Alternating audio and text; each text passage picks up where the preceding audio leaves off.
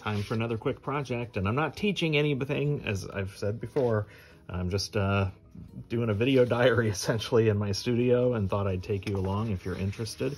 So this is, gosh, this is old branding, System 96, but I'll drop a link. This is a free tutorial that I found online, and I've been wanting to make some piano pieces for a while, and so I thought I would follow this tutorial. It's really, really simple. As this says, it's straight cutting.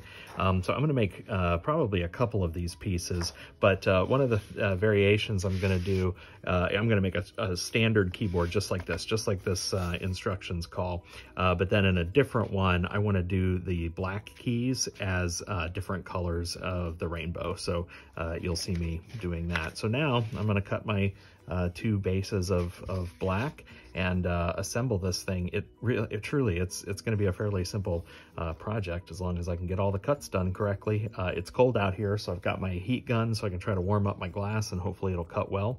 And then we'll get it all assembled into the kiln.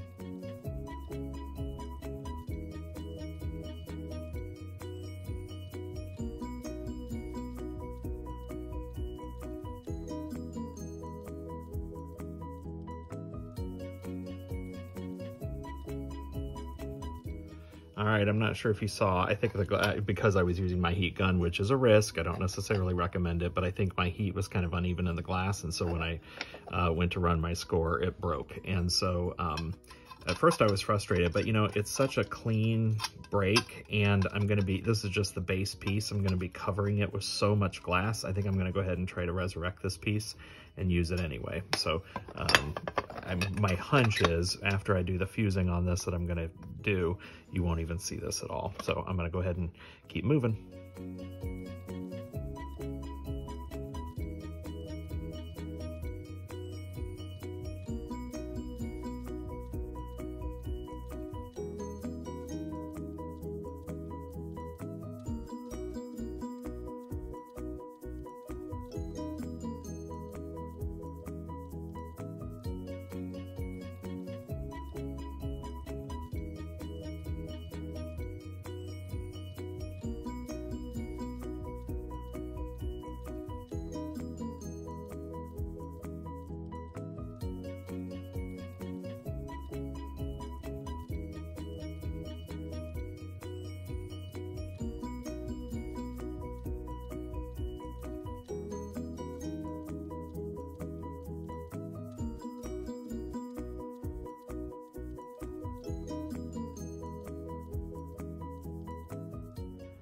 All right, really pleased with how these turned out. Here's the first one, which is your standard piano, really nice fuse on that, really good. I did kind of a contour fuse, 1400 degrees for 10 minutes in my kiln. I'll post my schedule in the video notes.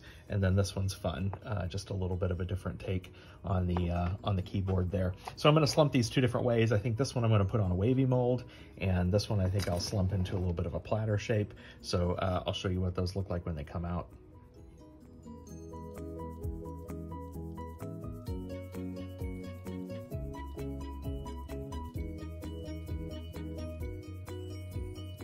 Okay, here's the first piano piece. I fired this on a square slumper, so it's a rectangle, but I fired it on a square slumper, and I got a nice shape from that. It's just a reminder to think a little bit outside the box of your mold. Not everything that goes on this has to be perfectly square. This worked quite well for this piano piece, so I'm happy with that. Let me move this out of the way carefully, and I'll show you the other one. So the other one I've slumped on the S curve mold so that it stands on its own. Look how cool that is. This one's probably my favorite just because, I don't know, the charm associated with it. I just think it's fun, and it stands really well. It's going to make a great seller, I'm sure. And I think the colors are fun too. I didn't have any just plain orange. I have to go back to the store. So this was a streaky, but I thought that the orange portion that I used fired out quite nice. And I don't know if the streaky adds a little bit something. This was orange and white streaky. Adds a little something to it. Colors are fun.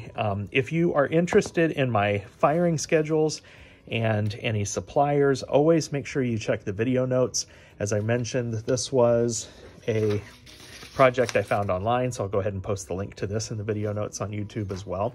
Hope you learned something. Come back for more. Catch you later. Bye-bye.